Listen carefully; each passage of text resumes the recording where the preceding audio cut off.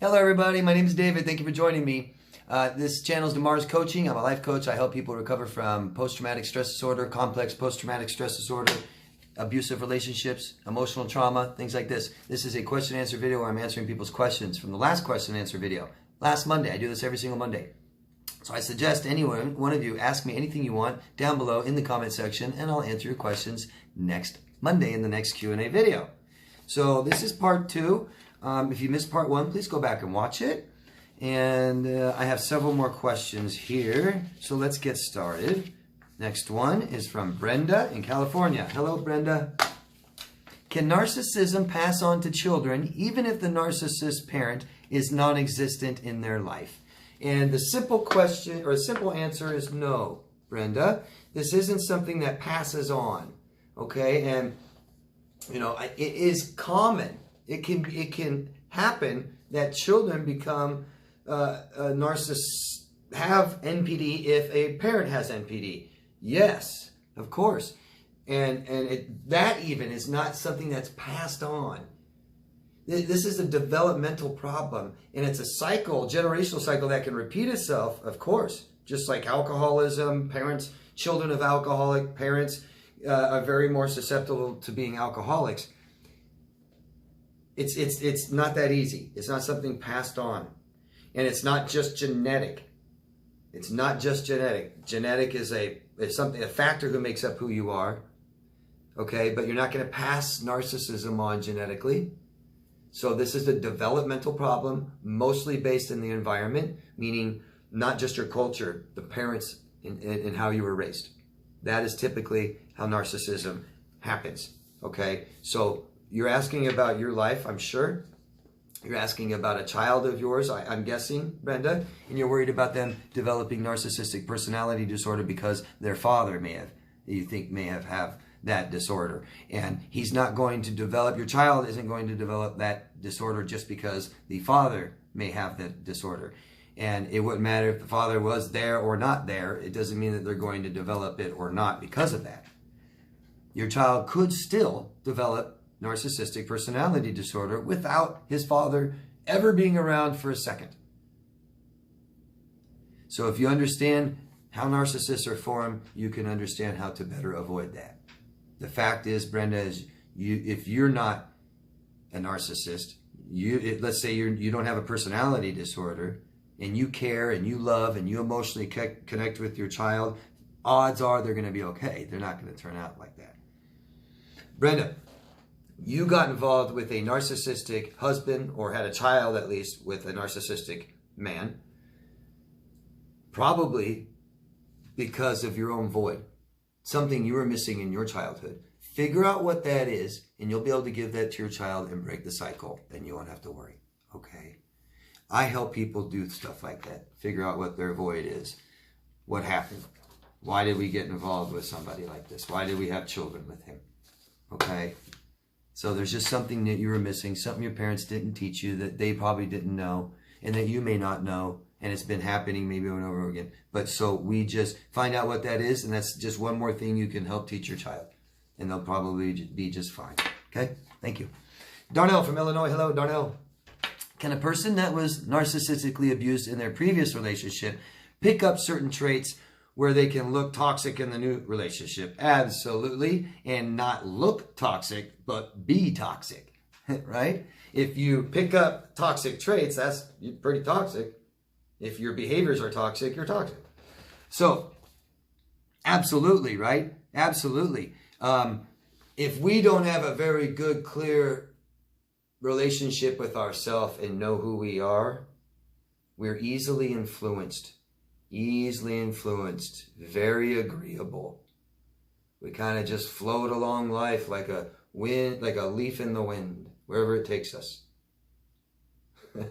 So if we don't realize, because that's what I'm doing when I help most of my clients. I'm helping them understand, hey, this is you, and this is them, and why the two shall never meet. But they did, and they got married, and they lived together for 25 years and had children. What the hell? And I'll say, look, this is you, see?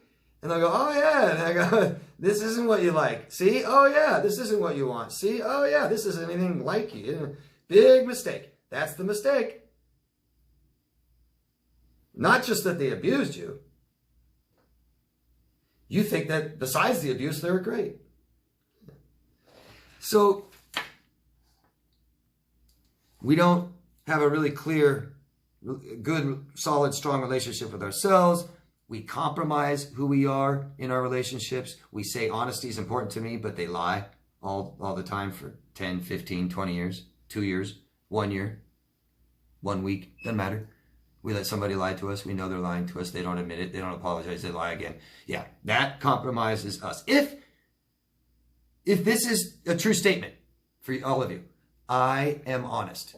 If that's a true statement, don't lie and don't let people lie to you. If you do, you're compromising yourself. And if you compromise yourself enough, you may just start picking up traits of other people. You may start thinking that money is important and looks.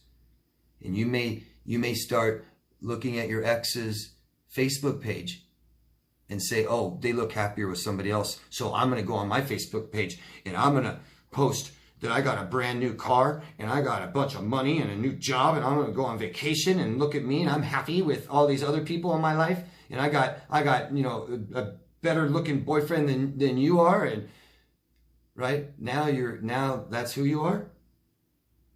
That's toxic, right? Now you're just being fake and you care about what people think and you're saying who I am is all about men and belongings and money. And you see, you kind of lost who you are, didn't you? You're picking up toxic traits.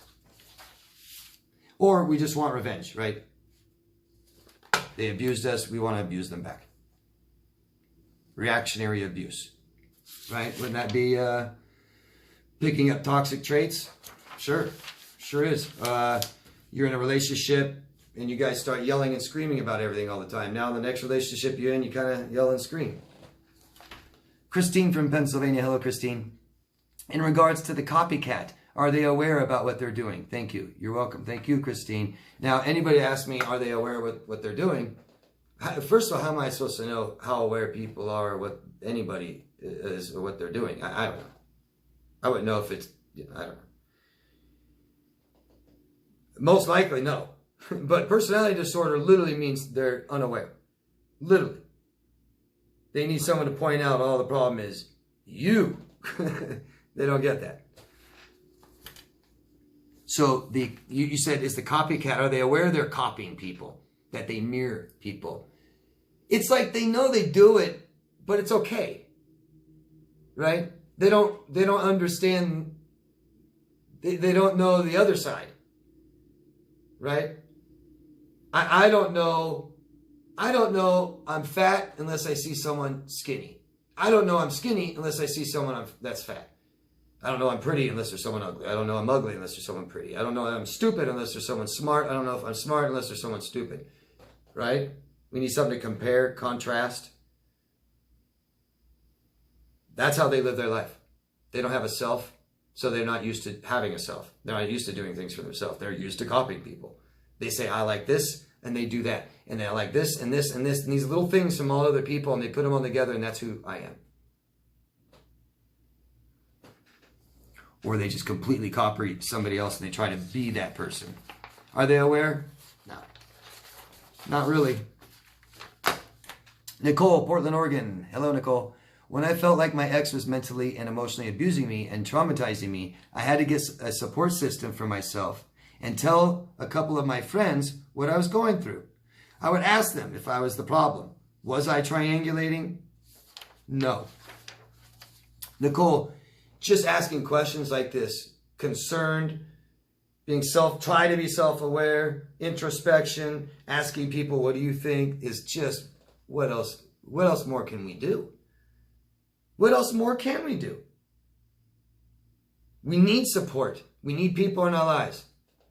Triangulation, Nicole, would be if you had a boyfriend who didn't like your friend that you're talking to about your relationship because your friend gets you to cheat on him, and you know what I mean? And you're bringing up this friend threatening no triangulation whatsoever. It doesn't sound like to me. You're doing a healthy thing and saying, I need this, and giving it to yourself. Even if it's somebody, your friend, you're not using a friend or anything, right? Even if I need a therapist, I need to talk to somebody, so I hire a therapist.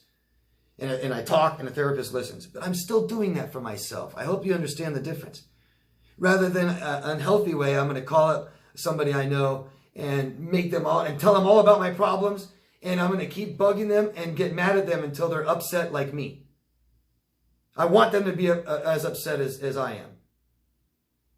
I'm getting them to do it. You see that? I hope you guys understand that difference. Nicole, you seem to be a little confused. Just look up what triangulating is, because that's not triangulating at all. But the being cautious and self-aware and asking questions, beautiful. What else more can you do? KM from AZ, I believe Arizona. Hello.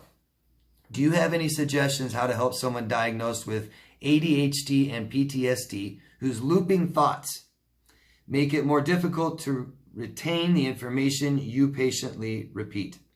Thank you. So, I'm not a doctor, so I'm not going to tell people that I know how to help people with, well, you have looping thoughts. It doesn't matter what you're diagnosed with. You have looping thoughts. You maybe you're ruminating, right? Maybe we're having negative thoughts, things we don't like thinking about, things we don't want to give time to, okay? Things that make me feel anxious, you know? Try to understand it and realize what you're doing and why. Okay? So what you're doing, most likely people that do this, don't process emotions correctly. Weren't taught how to. And what's most likely happening is you are anxious, and instead of realizing there's nothing you can do about it and throwing it out and doing something else with your time at that moment, what you're doing is saying, I'm anxious and I need to fix it. I need to control it. What can I do? And you're saying, I'm anxious about losing this person, about whatever it may be. And you think that by thinking about it hard enough and long enough, it's going to help my anxieties. But it's not working, because that's not the answer. Because sometimes there's nothing you can do about it, and you need to throw it out. Throw that emotion out and tell yourself, nothing I can do about it. I'm already doing what I can. And then do something with yourself at that moment. Because there is something you can do about anxiety, but there isn't anything you can do about somebody else having a relationship with another woman and about to get married and on Facebook and not talking to you anymore.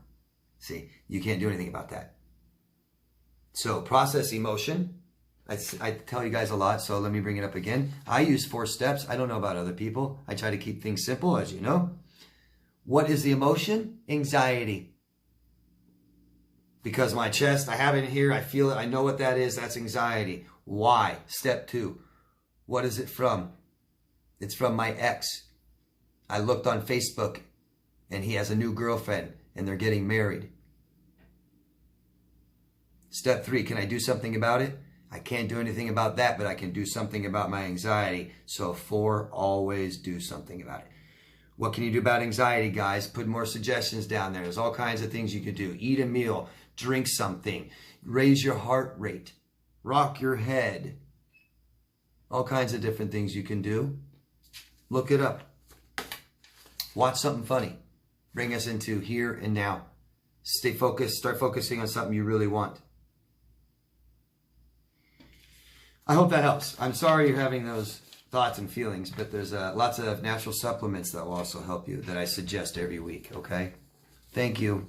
Nicole of Portland again. My ex lied about employment. He claimed he held on an important position in a reputable company. That was my version. Sorry, I shortened this too.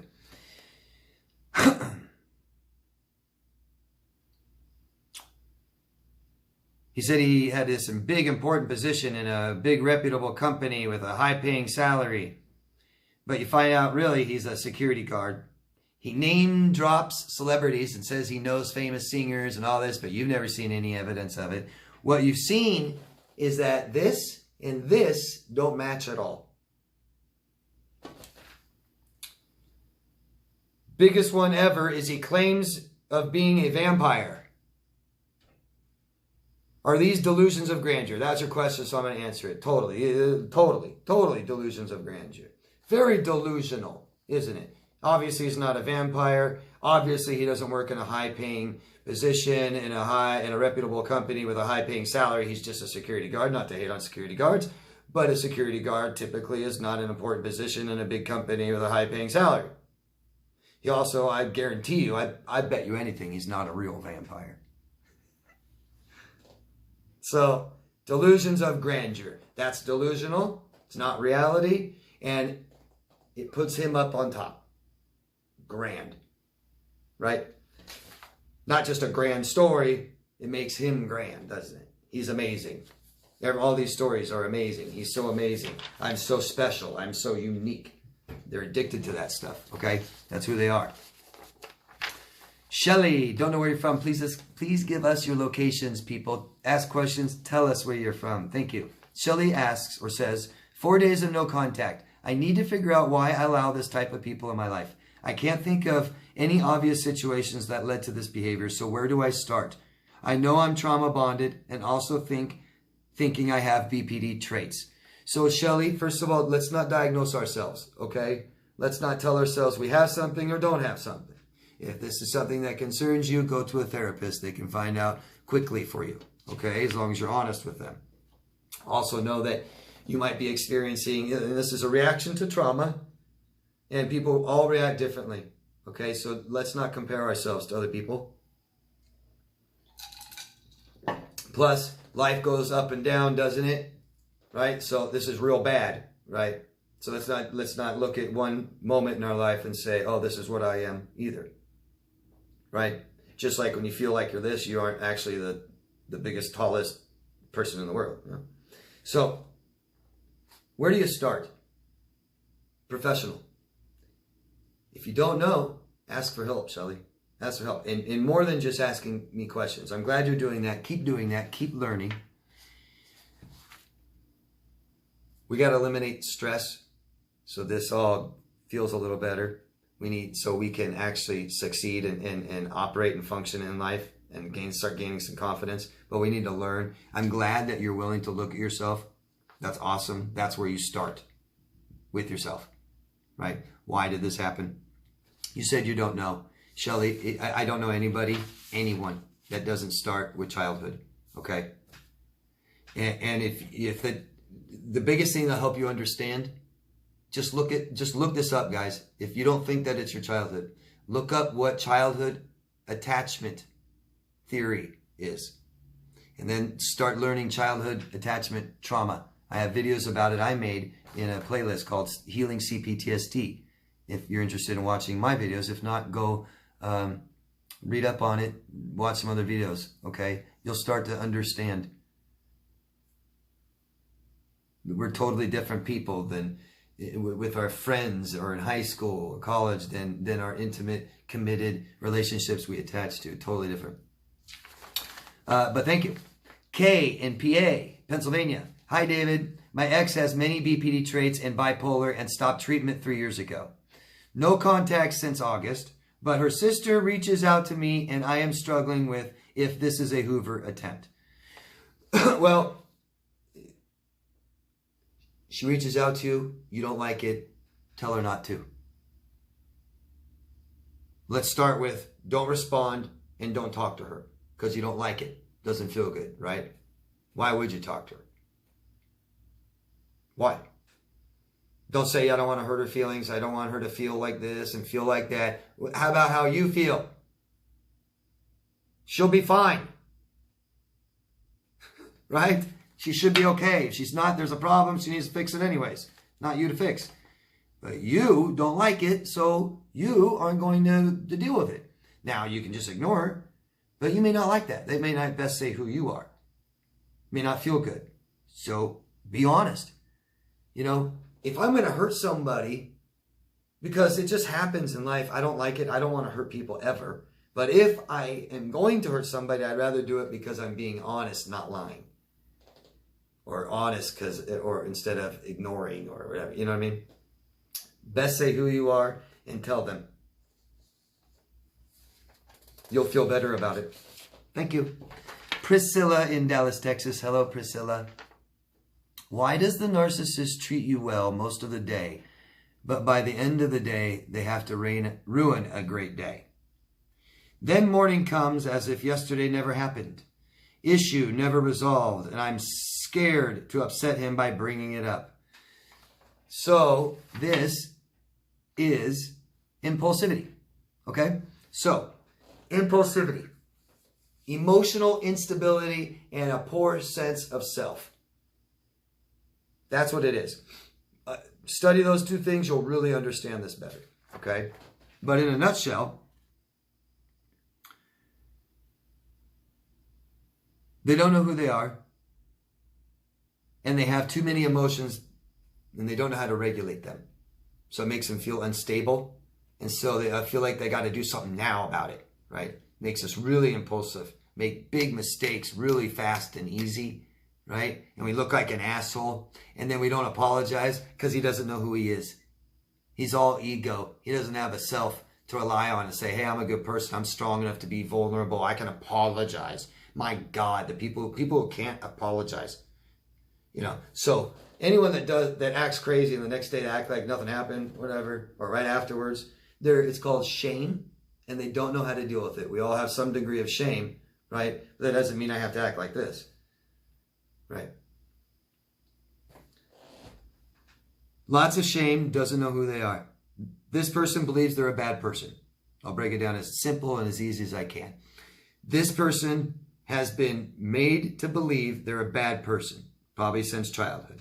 Parents did things to them that says you're a bad person. Not you did bad things. You're a bad person. Okay? So they feel like bad people. I'm guessing this person feels like a bad person, and they don't regulate emotion.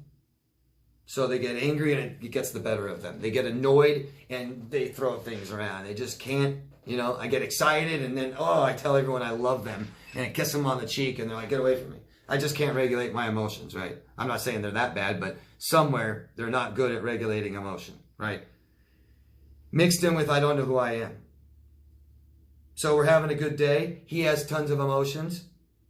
He feels sad, empty, lost, confused, scared, anxious, depressed, angry, resented. Just go on.